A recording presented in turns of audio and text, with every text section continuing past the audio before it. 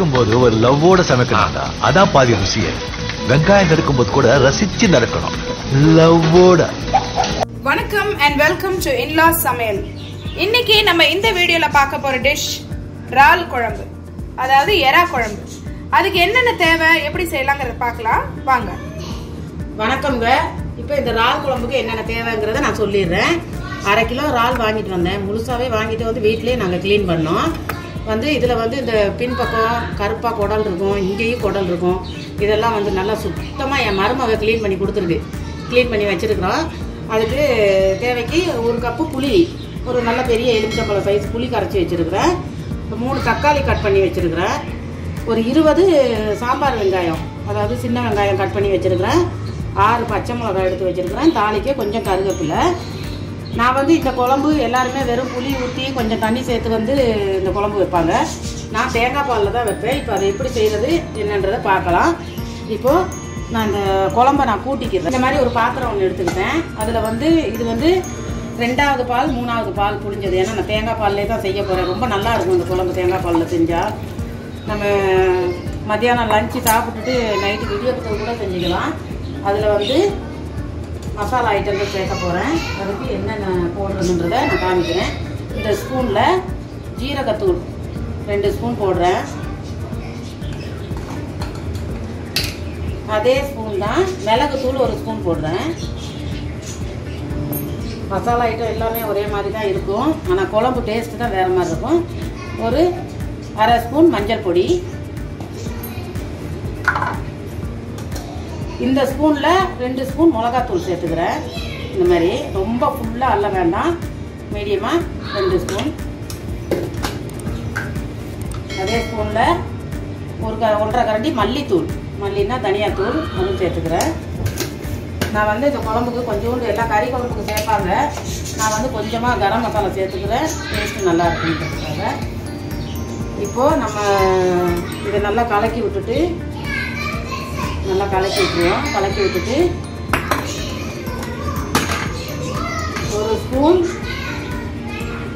1 spoon உப்பு சேர்த்துக்கிறேன். பத்தலைன்னா நம்ம அப்புறமா சேர்த்துக்கலாம். இதையும் நல்லா கலக்கி விட்டுட்டு நம்ம இந்த இறாலையும் அதில் நம்ம சேர்த்துக்கணும். இறாலெல்லாம் அதில் சேர்த்துருவோம்.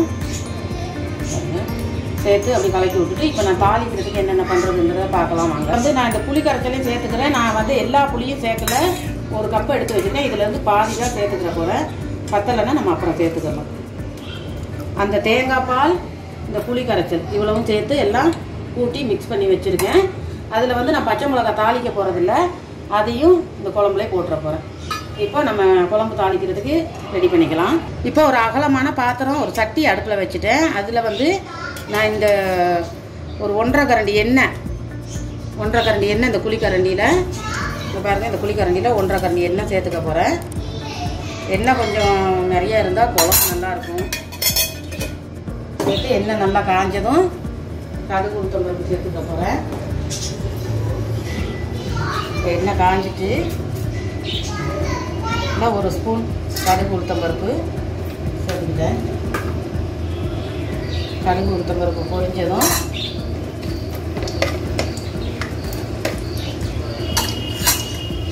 ரெண்டு கொத்து கருவேப்பிலை எடுத்து வச்சுருக்கேன், அதையும் சேர்த்துக்கிறேன். நல்லா பொரிஞ்சிடும். முன்னாடி இந்த சின்ன வெங்காயம் கட் பண்ணி வச்சுருக்கேன். நம்ம சும்மா ஒரு 2 கட் பண்ணால் போதும். அது குழம்போடு இருந்து நம்ம ஊற்றி சாப்பிடும்போது நல்லாயிருக்கும். அதையும் சேர்த்துக்கிறேன்.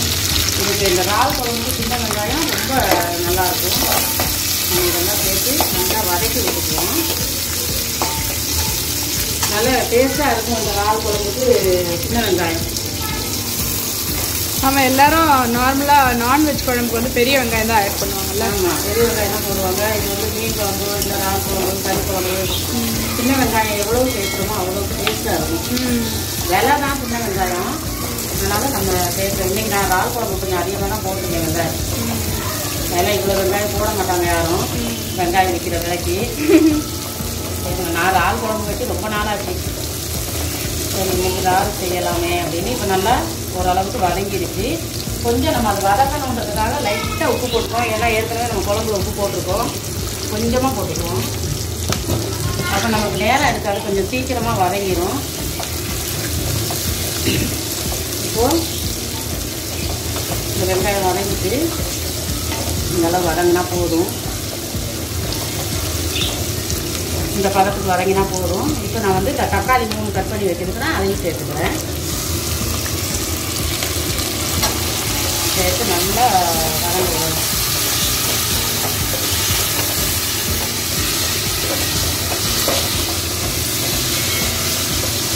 இந்த இறால் குழம்புல இன்னொன்று இருக்குது, அது நான் வந்து இன்னொரு நாள் ஒரு வீடியோ போடுறேன். இந்த இறால் குழம்பு பொரிச்சு தரக்கூடிய ஒரு வீடியோ ஒன்று இன்னொரு நாள் போடுறேன். இப்போ இந்த மெத்தடில் செஞ்சாலே இந்த இறால் குழம்பு ரொம்ப டேஸ்ட்டாக இருக்கும். இப்போ இந்த தக்காளி கொஞ்சம் நேரம் வதங்கட்டும்.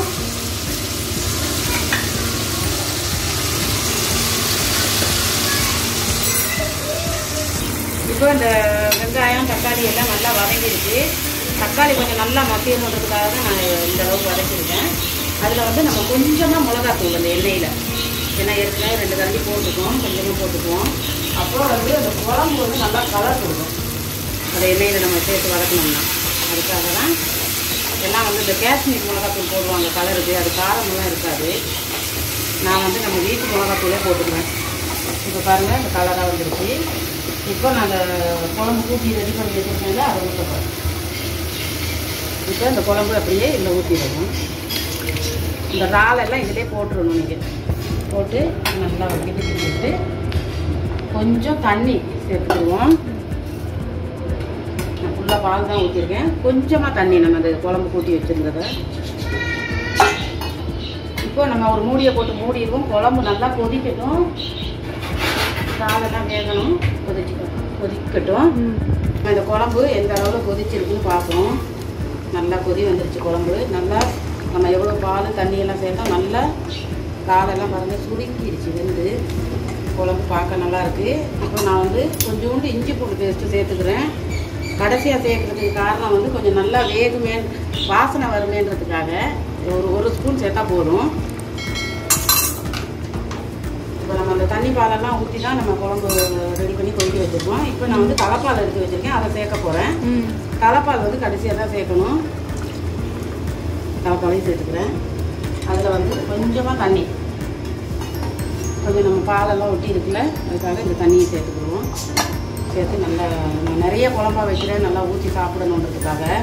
உங்களுக்கு தேவைன்னா நீங்கள் இதை கம்மி பண்ணி கொஞ்சமாகவே வச்சுக்கலாம். இப்போ அது வந்து கொஞ்ச நேரத்துக்கு மூடிடுவோம், ஒரு கொதி வரட்டும். நல்லா கொதிக்குது, குழம்பு ரெடி ஆகிடுச்சு. இது வந்து பாருங்கள் நல்லா குழம்பு கொதிச்சு திக்காகவே இருக்குது, பார்க்குறதுக்கே நல்லா இருக்குது. இப்போ இறால் குழம்பு ரெடி. அடுப்பு ஆஃப் பண்ணிடலாம். ஆஃப் பண்ணிவிட்டு நான் வந்து கொஞ்சம் மல்லிக்கீரை எடுத்து வச்சுருக்கேன், அது வந்து இப்படி நல்லா போட்டு சூப்பரான ஒரு இறால் குழம்பு ரெடி. போட்டு நம்ம இப்படி ஒரு கிண்டி விட்டுறணும். இப்போ நம்ம இந்த இறால் குழம்பை இதை வச்சுருவோம். வாசனையும் கமகமக்குது. அதே மெயினாக பொறுமையாக செய்கிறத விட அவசரமாக செஞ்சால் அவ்வளோ டேஸ்ட்டாக இருக்கும் குழம்பு அப்படின்னு சொல்லுவாங்க. என்னை பொறுத்த வரையில் நான் அவசரமாக செஞ்சேன்னா அன்றைக்கி குழம்பு டேஸ்ட்டாக இருக்கும். எல்லாம் ஒரு 1/2 hour கேப்பில் குழம்பு. ஆமாம், சூப்பரான ஒரு இறால் குழம்பு ரெடி ஆயிடுச்சு. ஓகே, நல்ல டேஸ்டியான ஒரு இறால் குழம்பு எப்படி செய்யறதுன்னு பார்த்தீங்க. நீங்களும் இந்த டிஷ்ஷை கண்டிப்பாக வீட்டில் ட்ரை பண்ணி பாருங்கள். ட்ரை பண்ணி பார்த்துட்டு எப்படி இருந்ததுன்னு சொல்லுங்கள். இது வந்து டிஃப்ரெண்ட்டான ஒரு இறால் குழம்பு. எல்லோரும் வந்து இறாலில் தொக்கு தான் வைப்பாங்க, நாங்கள் வந்து அதிகம் அந்த குழம்பு தான் செய்வாங்க வீட்டில். கண்டிப்பாக இதை ட்ரை பண்ணிவிட்டு எப்படி இருந்ததுன்னு சொல்லுங்கள். அடுத்து ஒரு நல்ல வீடியோட சந்திக்கிறோம். until then bye. ஓகே, பாய். சமைக்கும் போது ஒரு லவ்வோட சமைக்கணும்டா, அதான் பாதி ருசியே. வெங்காயம் நறுக்கும் போது கூட ரசிச்சு நறுக்கணும், லவ்வோட.